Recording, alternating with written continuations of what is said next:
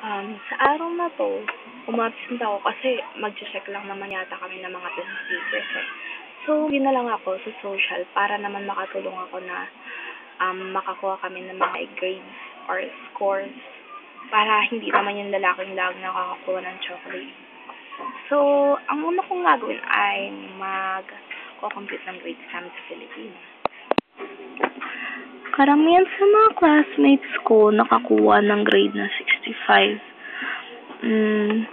Sa LSP at pangkatang gawain kasi lagi silang na-absent. Then, sa sulat hindi formal, fortunately, I've got the highest score, 82. Pero mababa pa rin yun, eh. So, after computing our grades, ito naman yung pinagkakaabalahan ko.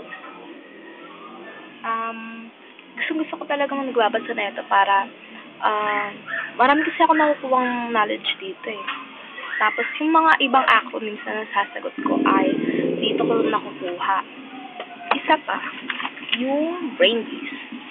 Cute siya kasi marami ka matututunan dito, kaya kagaya ng Greek mythology, then yung mga presidents, US president, at marami pang iba.